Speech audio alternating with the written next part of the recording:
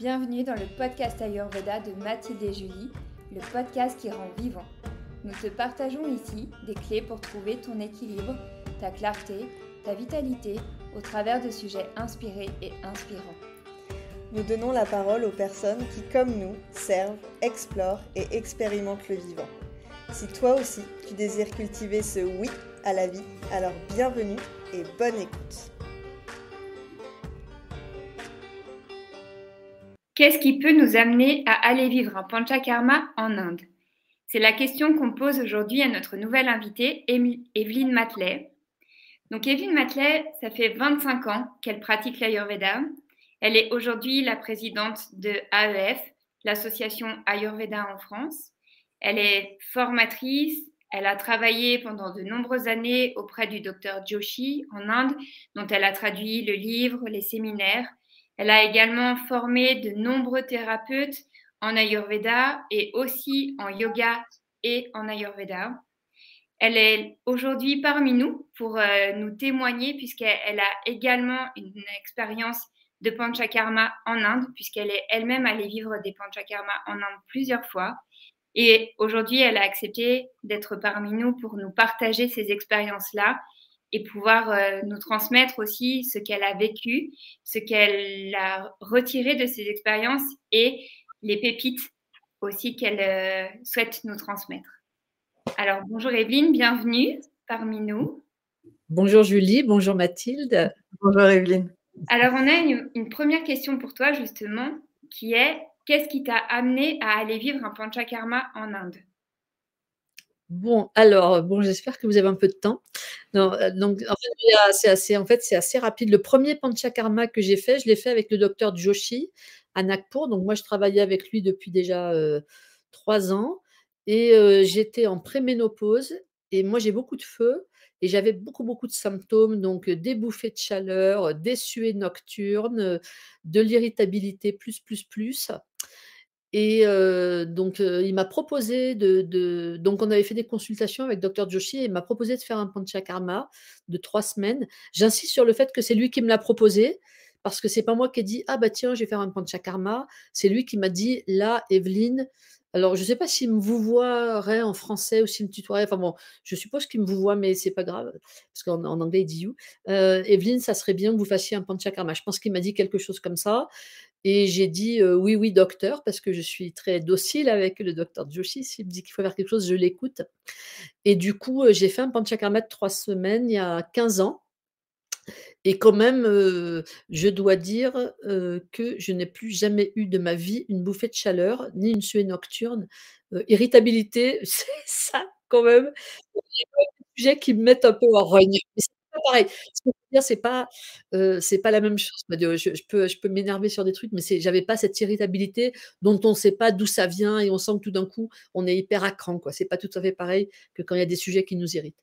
Donc voilà, et ça a été vraiment, super efficace. Mais j'insiste là-dessus, c'était une prescription, si on peut dire ça, on n'a pas le droit de dire ça en France, c'est une prescription médicale. En tout cas, c'était une indication du médecin ayurvédique qui me suivait. Joshi, c'est un médecin en Inde et il a pas seulement le BAMS, il a aussi le PhD, là, le doctorat. Donc c'est lui qui m'a dit: «Evelyne, il faut faire ça, ou en tout cas, si vous faites ça, ça améliorera les symptômes et ça améliorera l'état dans lequel vous êtes». Puisque le panchakarma, ça consiste à détoxiner le corps. Et donc moi, je lui ai dit: «Oui, oui». Ça, c'était le premier panchakarma. J'en ai fait un deuxième il y a pas très longtemps puisque je suis rentrée il y a quelques mois. Je suis repartie pour 1 mois. J'ai fait un panchakarma dans le Kerala, c'est un petit peu différent, on en parlera peut-être. Là, c'est moi-même en tant que consultant qui me suis, conseillée de faire un panchakarma, mais avec quand même l'avis, d'un consultant qui me suit. Et je me suis dit: «Bon là, quand même, ça serait pas mal, de refaire un bon ménage», je sentais quand même que j'avais des symptômes de toxines, donc je trouvais que c'était bien d'aller voilà, refaire un travail sur, le nettoyage profond. Parce que le panchakarma, c'est ça, c'est un nettoyage profond, intelligent, adapté, individualisé du corps, de l'esprit, du mental et de tous les corps finalement de la personne. Mmh. J'aime bien quand tu partages, quand tu nous dis justement que tu attendais que le docteur Joshi te dise c'est bon, tu peux y aller. Je voyais comme un fruit mûr, tu vois, qui est vraiment prêt à cueillir et où là c'est vraiment le moment où on peut le manger, où c'est là, où c'est le moment. Est-ce que tu peux nous parler un petit peu de ta préparation, de l'importance de se préparer, de l'avant et de l'après et pas juste du pendant? Oui, oui, oui, je peux parler de la préparation, mais juste avant, je voudrais redire quand même, on a peut-être cette idée, nous, en Occident, que c'est nous qui choisissons d'aller faire un panchakarma. Or, c'est pas tout à fait comme ça que ça se passe, en ayurveda classique. C'est plutôt le consultant ou le praticien ou en tout cas le médecin qui nous suit, le vaidya, qui nous dit: «Là, il faudrait faire un panchakarma». Donc je redis ça parce que nous, on a cette vision où c'est nous qui décidons. C'est un peu comme si nous, on décidait de dire: «Tiens, en fait, ça serait pas mal de faire une opération de l'appendicite». Ah bah tiens, je vais aller à la clinique, alors à Medipôle chez nous là, en Savoie et je vais leur dire: «Il me faudrait me faire une opération d'appendicite». C'est pas tout à fait ça. Le panchakarma, c'est quand même très puissant, c'est comme une opération, donc voilà, c'est plutôt quand on est suivi par un praticien qui nous dit: «Bah là, vous relèveriez ou ça serait bien pour vous de faire un panchakarma», voilà. Et du coup, pour en revenir à ta question, Mathilde, du coup, c'est aussi le panchakarma, c'est pas juste partir en Inde ou en France d'ailleurs, faire, 3 semaines de cure ou 4 semaines, hein, c'est pas forcément 3 semaines, c'est vraiment un minimum en plus. C'est vraiment un travail de préparation avant, un travail de panchakarma et un travail de récupération après. Je dis ça parce que parfois, on a cette idée que le panchakarma, c'est de faire une cure, comme si on dit: «Je vais faire un jeûne» ou et cetera. Non, c'est un travail bien plus profond que ça. C'est un outil très, très puissant pour détoxiner le corps, mais c'est aussi, du coup, un outil qui se prépare. Donc en fait, on prépare sur, plusieurs mois, au moins en tout cas un mois, mais plutôt plusieurs mois, par la nourriture, par déjà des médicaments et cetera.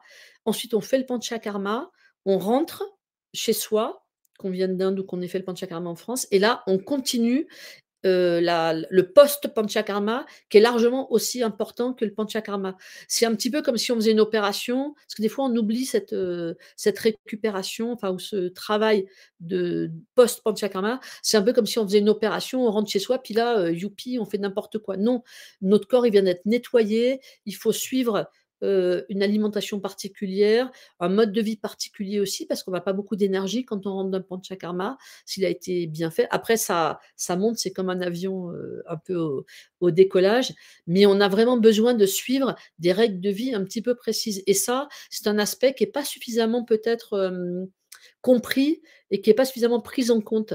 On a peut-être trop tendance, nous occidentaux, on veut des résultats tout de suite, on pense qu'il y a une pilule magique, on part en Inde, on fait 3 semaines de panchakarma, on rentre et on part bosser comme si de rien n'était. Non, c'est pas tout à fait comme ça que ça se passe. Ça demande pour être c'est un outil très puissant, mais comme toutes les choses qui sont très puissantes, ça demande beaucoup d'entretien et beaucoup de précautions pour en avoir tous les fruits, on va dire. Et du coup, la préparation et la récupération sont largement aussi importantes que le panchakarma lui-même. Voilà.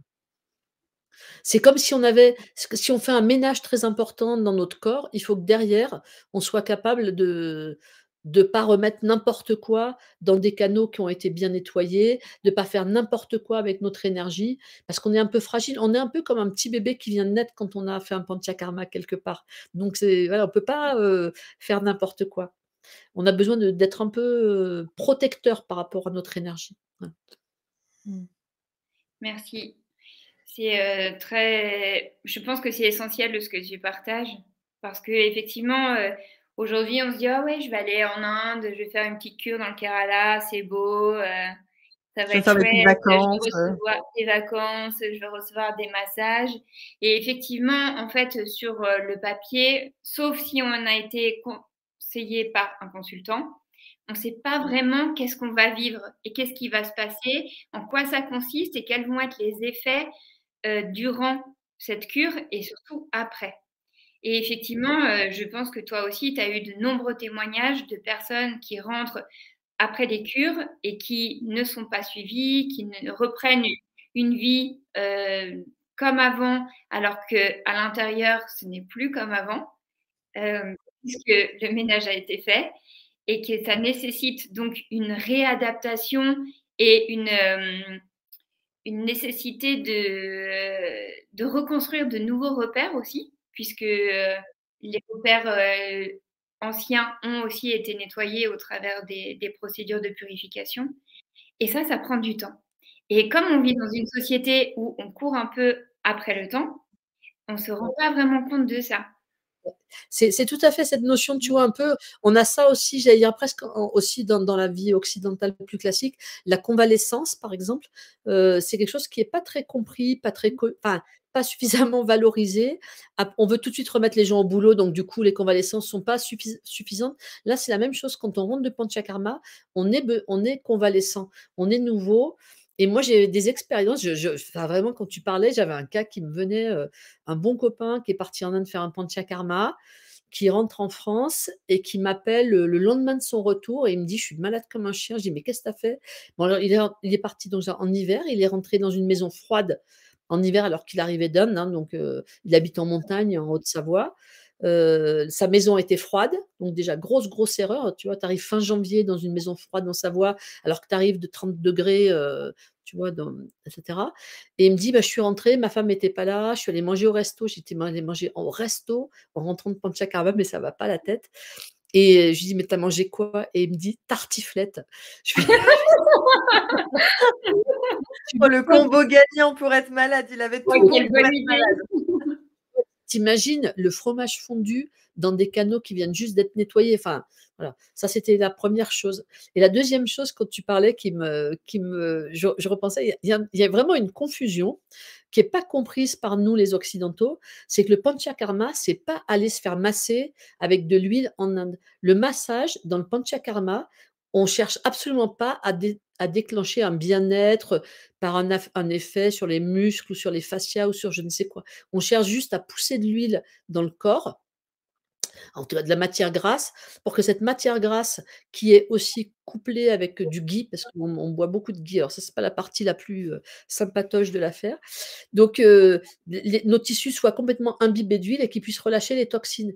Mais franchement, dans le vrai panchakarma, le bien-être du patient sur la table de massage ou après le massage, on en a c'est pas qu'on en a rien à faire, mais c'est pas le but. Le but, c'est pas un massage de bien-être pour détendre ses muscles. Le but, c'est de pousser de la matière, huileuse dans les tissus profonds du corps. Et là, il y a une grosse confusion. Alors après, il faut vraiment que les gens comprennent que c'est 2 choses différentes.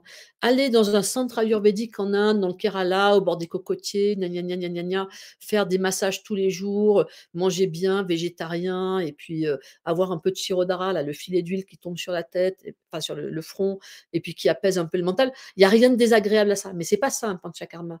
Un panchakarma, c'est travailler sur une détox profonde du corps, de l'esprit, du mental et c'est détox égale pas toujours partie de plaisir. Ça, faut quand même, faut quand même se rendre compte de ça.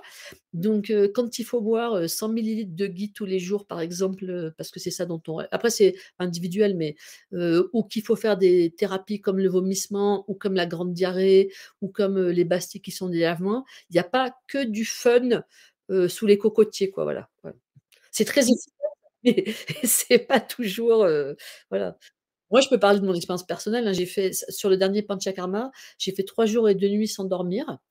Je ne pouvais pas fermer l'œil, tellement j'avais mal de partout. Au tout début, hein, quand on était dans le ghee avant le premier Virechana. Bon, tu es au fin fond, moi je connais bien l'Inde quand même, donc tu es au fin fond de l'Inde, dans ta chambre, bon, très confortable par ailleurs. Tu te dis: «Mais quelle idée!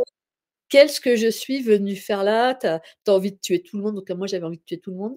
Donc c'était pas qu'une partie de plaisir et là, il faut être quand même soit bien solide personnellement, soit bien entouré dans une clinique où vraiment on est sûr de l'équipe parce que c'est pas, marrant et quand même la dimension indienne, ça rajoute un côté, moi je conseillerais pas le panchakarma en Inde à tout le monde, hein et d'ailleurs je le déconseille à certains.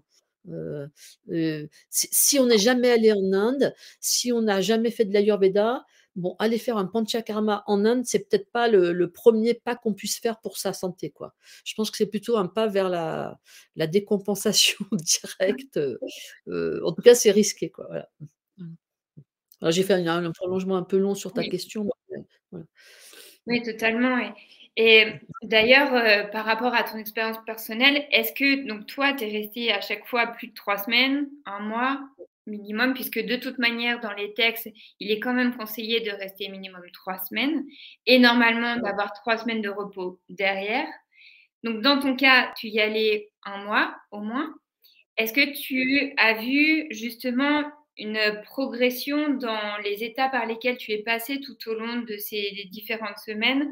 Est-ce que tu peux nous partager effectivement tout ce processus du panchakarma qui, dans un premier temps, amène à préparer à la purification, fait vivre ensuite la purification et derrière amène normalement vers la restructuration et la régénération? Oui. Alors moi, non seulement j'ai fait à chaque fois un mois, mais à chaque fois, j'étais déjà en Inde depuis un petit moment pour pas attaquer le panchakarma en étant encore en plein décalage horaire. Donc j'étais Génial. toujours en Inde depuis, 2 semaines, 3 semaines, un mois. En tout cas, j'ai commencé les panchakarma en étant déjà récupérée de la comment dire? Du décalage horaire et après quand je suis rentrée en France, d'abord je suis restée aussi en général une semaine, 10 jours après, mais surtout quand je suis rentrée en France, j'avais un mois devant moi où j'avais pas de boulot, enfin pas d'obligation, pas de boulot, où je pouvais prendre soin, de mon état au retour. Donc c'était quand même assez luxueux, je vais dire comme enfin, par rapport à ce que peuvent faire beaucoup de gens qui prennent que 3 semaines, tu vois? Donc c'est quand même assez important et j'ai oublié ta question, c'était? Est-ce que tu peux nous partager justement les différentes étapes et les différents états que tu as vécu durant ces... Quand tu commences le panchakarma, j'ai une copine qui dit: «C'est comme aller en enfer et revenir».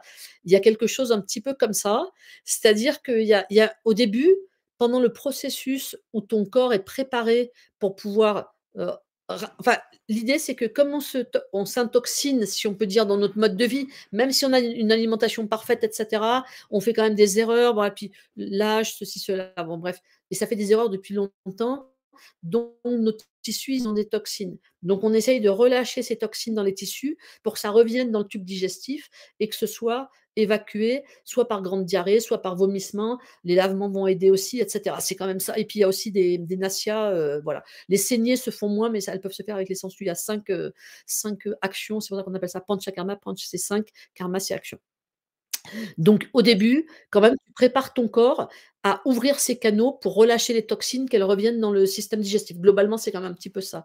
Donc là, pour ouvrir les canaux, il y a, du, massage, mais là encore je dis, hein, le but c'est pas le bien-être, le but c'est d'assouplir les tissus et de mettre de l'huile et cetera. Ça peut être assez sympa. Mais tu vois, chez Docteur Joshi, Julie, je dis ça parce que tu connais, Docteur Joshi chez la clinique, moi il y avait des fois où je me dis: «Ils vont me désosser sur la table de massage». Tellement c'était puissant les massages. Le but, c'était pas le bien-être, le but, c'était de mettre un maximum d'huile dans mes tissus pour que mes tissus relâchent les toxines. Bon, donc ça, la première partie du panchakarma, moi, j'ai quand même trouvé ça à chaque fois, assez éprouvant. Bon, c'est moins éprouvant que de bosser dans une mine, je veux dire, mais c'est quand même pas qu'une partie de plaisir et ensuite, ce qu'il faut bien comprendre, c'est toutes les toxines et physiques et du coup émotionnelles et mentales, elles vont remonter. Donc le moment où les toxines remontent, j'allais dire, tu as connu plus glorieux dans ta vie en général. Mmh.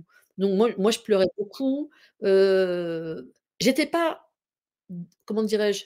J'étais préparée, je savais que ça allait se passer comme ça. Mais le début du panchakarma, c'est quand même, je trouve, assez, éprouvant et après, quand il y a moi, dans mon cas, c'était Virettchana, c'est-à-dire les grandes diarrhées.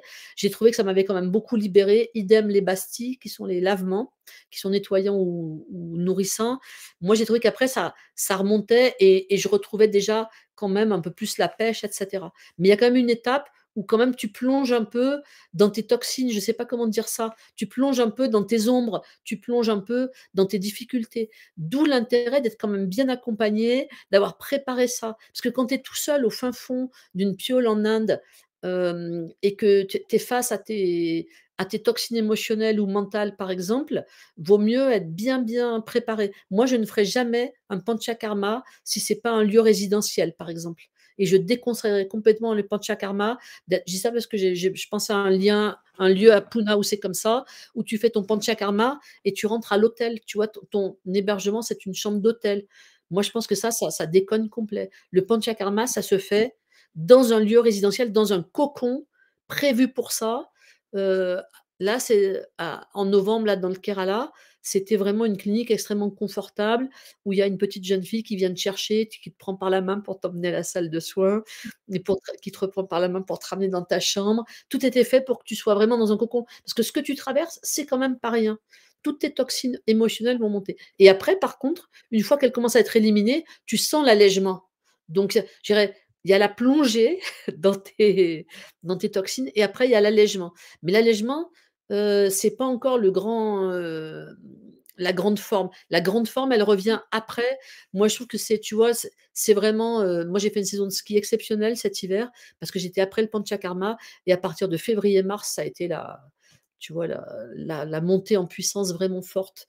Donc il y a le Panchakarma, cette phase de descente dans tes profondeurs, de remonter parce que tu es allégé, tu es nettoyé, mais après il y a les effets du Panchakarma qui ça te fait comme un turbo, tu vois? Voilà. Enfin moi, ça m'a fait ça en tout cas. Plus les symptômes qui se sont peut-être, tu vois, allégés. Dans mon cas, par exemple, le premier panchakarma avec tout ce qui était bouffée de chaleur et cetera. Il y avait une chose très drôle et que j'ai retrouvée à ce panchakarma. Je retrouve, par exemple, mon écriture assez ronde de quand j'avais 8 ans ou quand j'avais 10 ans.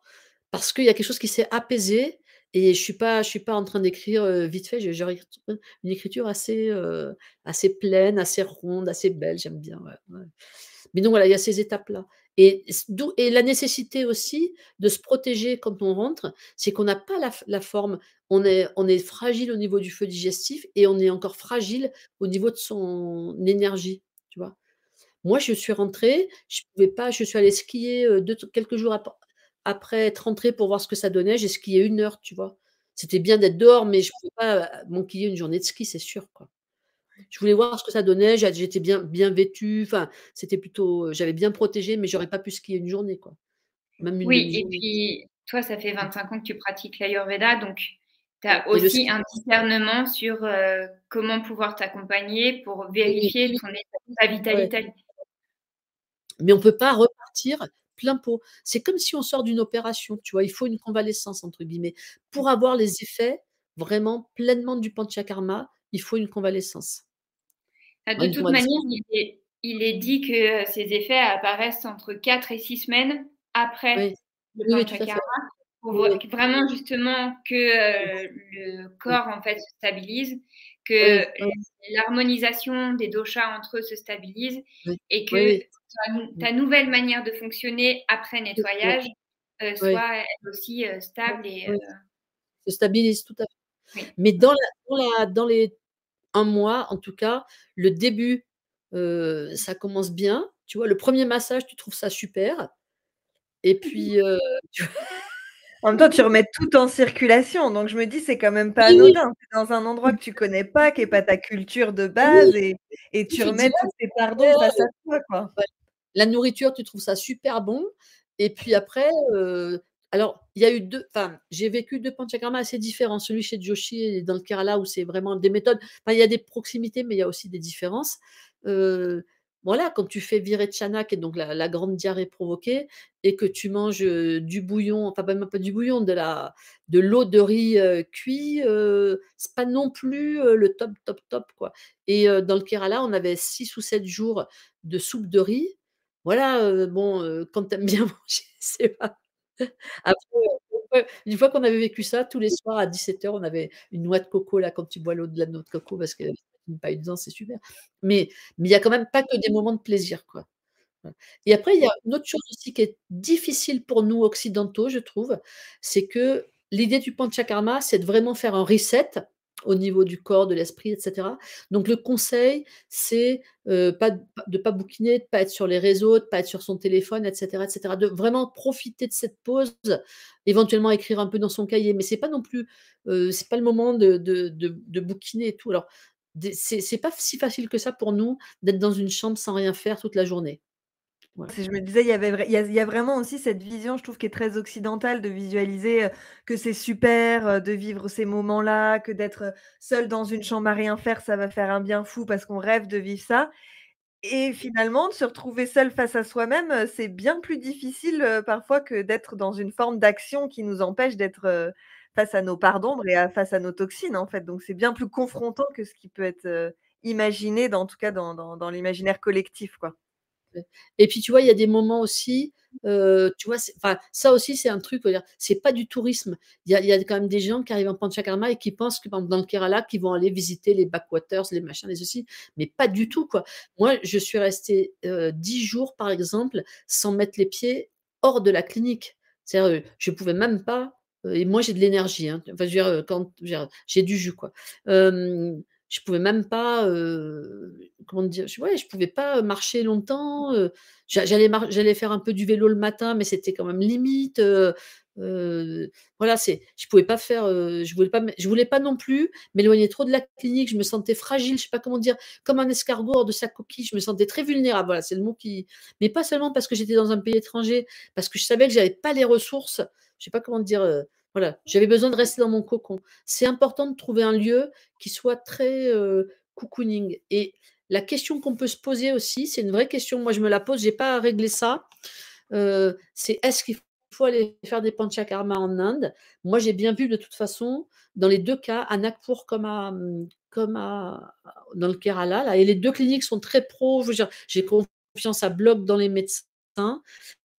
Ils comprennent pas toujours, le mental et l'émotionnel occidental, et ils sont pas toujours en mesure d'accompagner, et il y a quand même quand on nettoie ces toxines, je veux dire, on nettoie ces toxines, émotionnelles aussi, et c'est pas toujours facile pour eux de nous accompagner. Des gens qui sont indiens, ils comprennent pas du tout ce que c'est la vie, d'une femme célibataire, comme moi qui vit seule et cetera.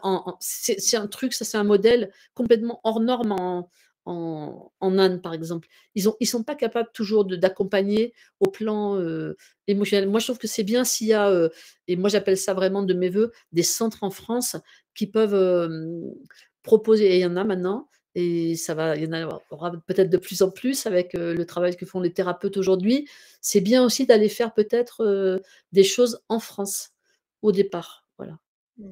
D'aller Je me Je disais, c'est bien aussi d'aller en France, enfin de faire aussi des choses en France où on peut peut-être être plus facilement accompagné par des gens qui nous connaissent ou qui comprennent les mécanismes que l'on a. Même les médecins indiens qui connaissent l'Occident, le docteur Joshi connaît l'Occident, enfin il connaît mieux les États-Unis que l'Europe, maintenant il connaît quand même pas mal l'Europe.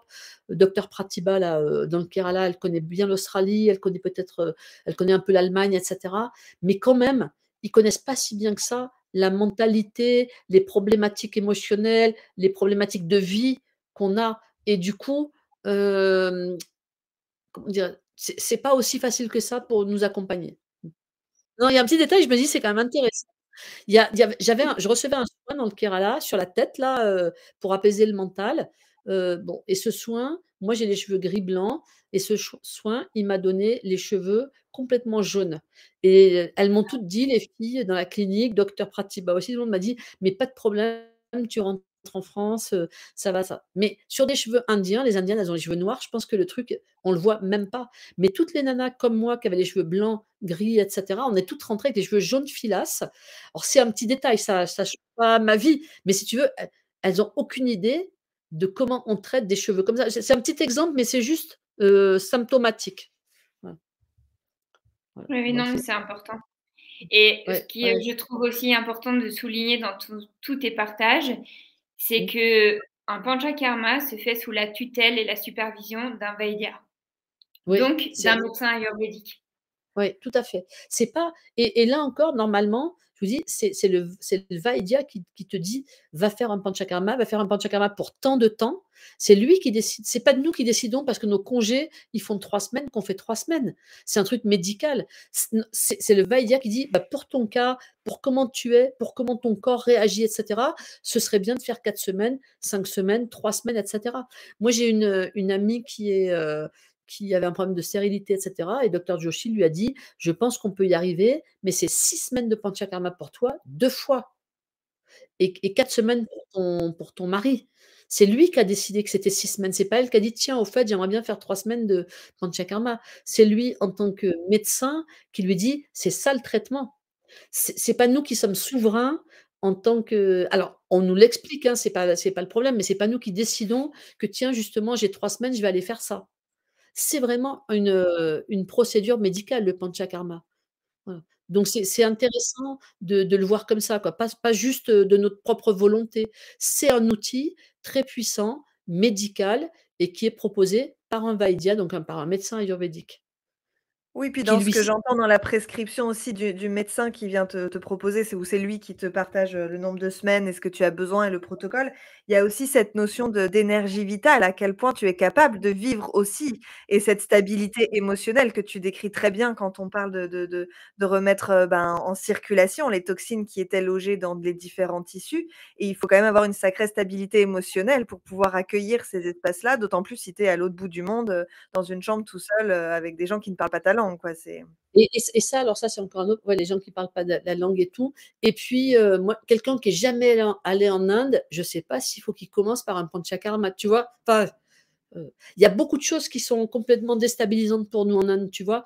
Il y a une chose, les gens se rendent pas forcément compte. Bon, moi, les 2 cliniques où j'ai, fait mes panchakarma et où j'ai travaillé, c'est quand même des cliniques où c'est propre, mais en Inde, il y a beaucoup de villes qui sont pas très propres. Ça peut être, tu vois, ça peut être pas facile à prendre ça, et pourtant le Kerala, c'est très, très propre par rapport à d'autres endroits en Inde, mais quand même, les manières de faire, c'est pas du tout les mêmes, la circulation, ça a rien à voir. Enfin, heu donc tu peux être très vite, tu peux avoir peur aussi en Inde quand tu connais pas trop, tu sais pas trop, enfin donc aller faire un panchakarma si c'est pour la trouille, c'est je sais pas trop quoi, tu vois? Donc bon voilà, c'est pas aussi simple que ça quoi.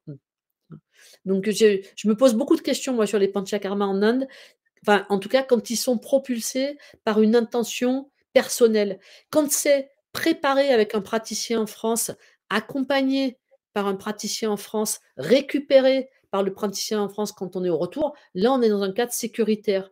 Parce que, par exemple, on peut peut-être, on parlait de ça tout à l'heure là, Ju avec Julie et toi, Mathilde, peut-être on peut aussi être suivi par son praticien qui continue à faire un suivi par téléphone, par WhatsApp et cetera quand on est sur place, parce qu'on va se comprendre, parce qu'il va pouvoir dire: «Tiens, essaye ça» et cetera. Moi, j'ai une de mes amies, et que je suis en ayurveda, qui a été à Nagpur là, au mois d'août et cetera.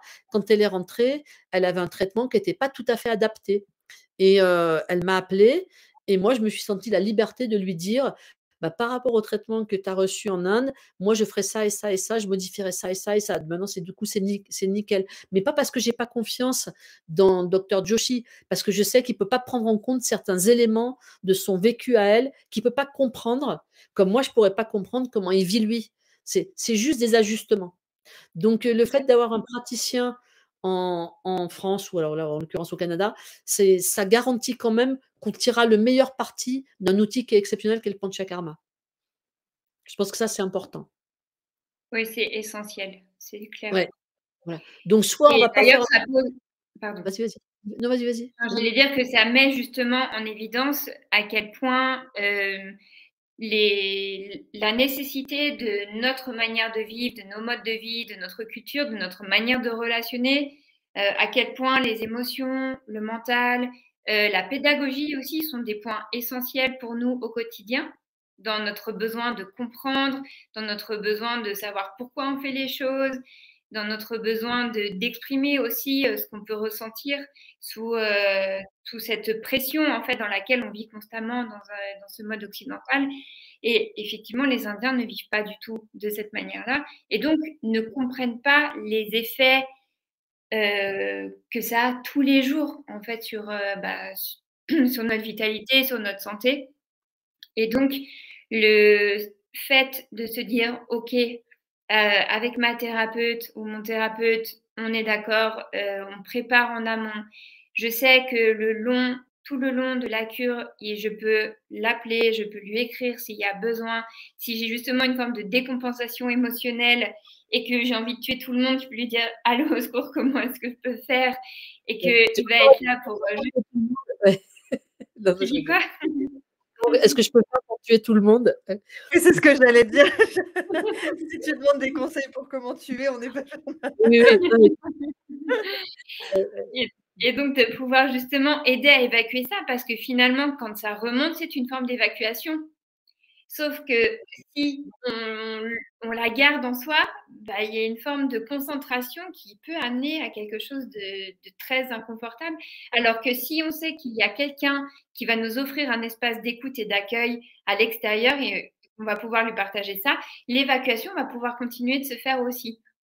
oui, c'est parce que l'évacuation peut aussi se faire par les mots. C'est-à-dire qu'il y a beaucoup de personnes qui, en parlant, en utilisant les mots MOTS, vont pouvoir permettre de faire cette évacuation. J'ai en tête, des personnes qui m'expliquaient ne pas réussir à évacuer justement, à vivre, cette purge, ou même à vomir parce qu'il y avait besoin de poser des mots pour pouvoir Oui, s'autoriser et ouvrir ce canal-là, quoi. oui. Et puis tu vois, les Indiens, ils ont aussi un rapport très très différent. Nous, on a vécu mai 68. On a d'autres rapports avec les enseignants, avec les médecins, etc. Donc nous, par exemple, on trouve normal qu'on nous explique ce qui se passe. Les Indiens, les médecins indiens, pas du tout. Moi, là, que ça soit avec docteur Joshi, mais quand même qui explique un peu, mais moi j'ai un rapport un peu particulier avec lui. Mais avec docteur Pratibha, que j'adore, et avec les médecins de la clinique en Kerala, pour comprendre la samprapti, donc la genèse de mes troubles, etc. Mais il a fallu que je les torture, hein. Je leur demandais tous les jours. Moi, j'avais envie de comprendre pourquoi j'avais ce problème de blocage de circulation, etc. Je leur ai demandé mais 50 fois. Puis moi, je suis une acharnée quand je veux avoir quelque chose. Mais eux, ils expliquent rien. Ils disent on fait comme ça, comme ça, comme ça, comme ça. Ils expliquent rien, les médecins indiens. Nous, en tant qu'occidentaux, on veut comprendre qu'est-ce qui se passe pour nous, qu'est-ce qui se passe dans notre corps, parce qu'on veut participer. On veut pas juste qu'on nous dise tu fais ci, tu fais ça. Moi, je vois bien tout. Dans la clinique où j'étais dans le Kerala, il y avait à peu près un tiers d'occidentaux et deux tiers d'indiens. Les Indiens, ils discutent pas. Je veux dire, les occidentaux, ils voulaient connaître la samprapti, donc la genèse, ils voulaient savoir ça, ils voulaient modifier le traitement. Non, ça me convient pas, j'aurais plutôt ça, etc. Parce que nous, on veut participer, on veut co-créer notre panchakarma. Mais les Indiens, c'est pas du tout leur mode de faire, quoi. Donc c'est ça aussi, ça peut créer des frustrations parce que on va se dire, mais en plus il y a le problème de la langue, hein, c'est quand même dans un anglais tout à fait petit nègre, j'allais dire, enfin vraiment, c'est le sabir là, tu vois. Donc on se comprend pas trop. Donc c'est vachement frustrant ça pour nous. Ça aussi, des fois, c'est quand même compliqué, quoi. Ouais. Parce que quand même, quand on va te faire un basti, ça veut dire qu'on va quand même introduire quelque chose. Tu vois, nous en France, on dirait ah oui, mais là j'ai un peu peur que ça soit trop chaud, trop froid, etc. On pourrait verbaliser nos peurs, mais eux, ils en ont rien à foutre. Je veux dire, c'est parce que eux, ils sont pas habitués comme ça. Il faut faire confiance d'emblée à l'équipe médicale et autres, tu vois. Mais quand on va te mettre une canule dans l'anus pour t'envoyer un liquide dans le rectum, ben, tu as envie de savoir, tu as envie d'être un peu Bah oui. sûr, tu vois? Oui. Bien sûr que la température normalement elle est contrôlée, mais des fois, tu vois, enfin, nous on réagit pas pareil les occidentaux. On a besoin de beaucoup de réassurance, on a besoin de comprendre, on a besoin de se réassurer et cetera. Donc c'est vraiment autre chose, quoi. Donc ça pose cette question-là quand même. Oui, tout à fait. Culturelle, tu vois? Il faut Oui, être prêt, si on part en Inde, il faut être prêt à accepter qu'on n'a pas voix au chapitre dans quelque chose qui concerne notre santé et notre intime. oui. Et tout le monde n'est pas prêt à accepter ça. Moi, j'ai vu les occidentaux, on rechignait tous sur des trucs différents, mais on voulait prendre un peu en main le truc, quoi. Mmh.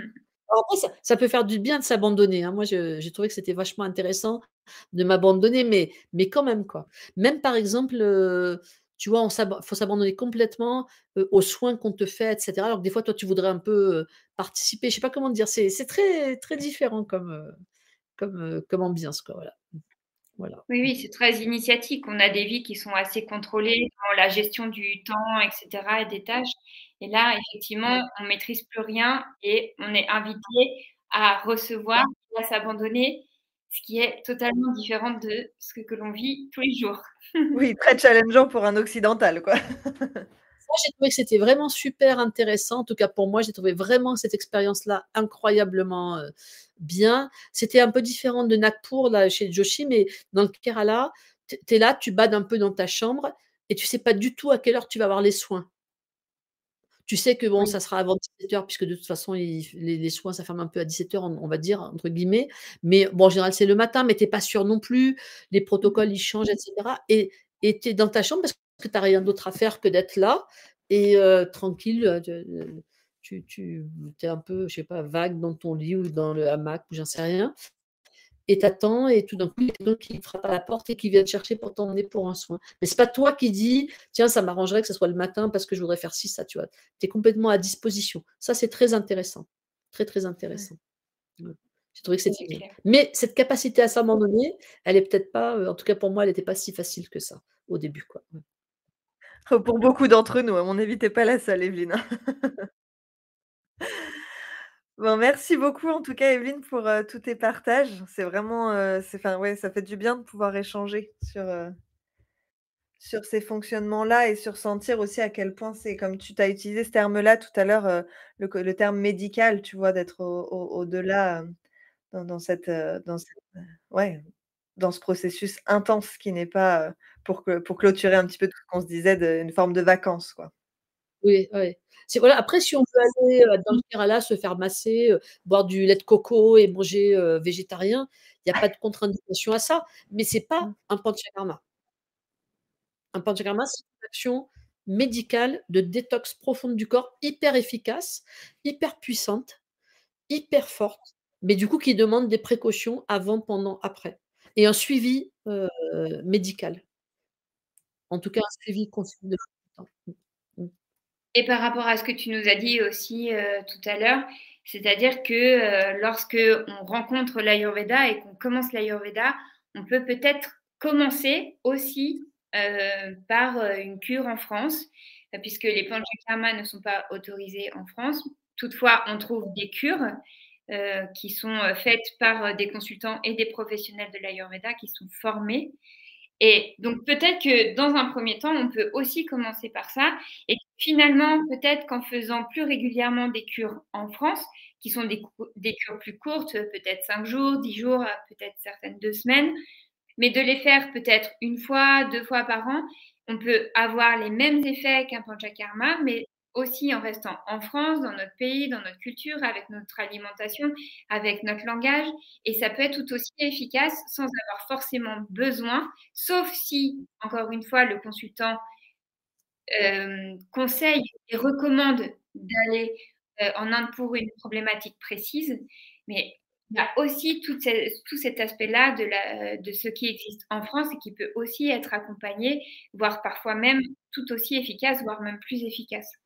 Et puis même aussi, tu vois, moi je dis souvent en ayurveda, les maladies les plus faciles à traiter, c'est quand même celles que tu attrapes pas et du coup, le consultant, il va aussi t'aider à ajuster ton mode de vie et ton alimentation pour que tu crées pas de toxines. Parce que faut toujours se rappeler que le panchakarma, c'est pour aller détoxiner le corps. Mais si tu crées peu ou pas de toxines, c'est quand même difficile, mais peu de toxines ou moins de toxines, hein, tu as moins besoin d'aller détoxiner. Tu vois, c'est comme quelqu'un qui fait du ménage, s'il salit pas, il a moins besoin de nettoyer. Tu as quand même besoin de faire un petit ménage de temps en temps, mais tu as pas forcément besoin de faire un grand ménage. Et ça, c'est ce que proposera le consultant en France, c'est un mode de vie et une alimentation plus ajustée, qui crée pas des déséquilibres et qui nécessite pas forcément d'aller faire des grandes choses. Donc ça, c'est vraiment très, très important selon moi. C'est-à-dire que, tu vois, je te dis, des fois, je prends souvent cet exemple, les gens, ils m'appellent, là, c'est plutôt mon rôle au niveau d'Ayurveda en France, l'association des professionnels, ils m'appellent, les gens, les clients, pas des clients, des gens qui sont des internautes en me disant, mais est-ce que vous connaissez une bonne clinique pour aller faire un panchakarma en Inde? Moi, je leur demande toujours, est-ce qu'ils font déjà de l'Ayurveda et est-ce qu'ils sont déjà allés en Inde? S'ils font pas de l'Ayurveda et qu'ils sont jamais allés en Inde, c'est peut-être pas enfin, c'est peut-être pas par là qu'il faut commencer. Je vous disais, c'est comme quelqu'un qui me dirait, est-ce que je peux aller à l'Everest? Je lui dirais, bah, est-ce que tu fais déjà de l'alpinisme ou de la rando? Parce que si tu me réponds non aux 2 questions, je te dirais peut-être pas, bah, vas-y pour l'Everest. Je te dirais peut-être, bah, commence par un truc plus simple. Bah Voilà. oui. Donc, qui te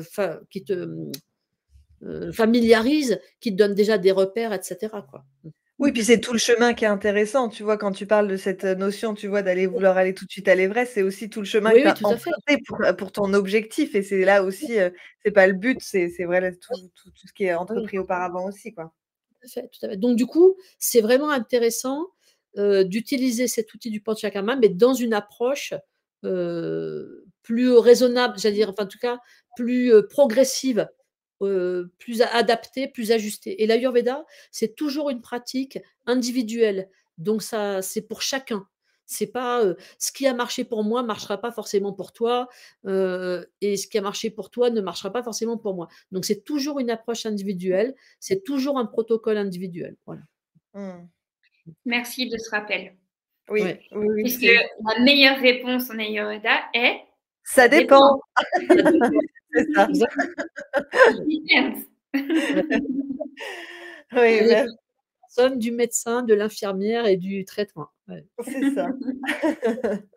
Bon, bah, merci les filles. Super. Merci Evelyne. On a un peu coutume avec Julie dans les épisodes de demander à la fin de ces échanges, on demande à chaque personne qu'on interviewe, c'est quoi pour toi ta plus grande difficulté avec l'Ayurveda?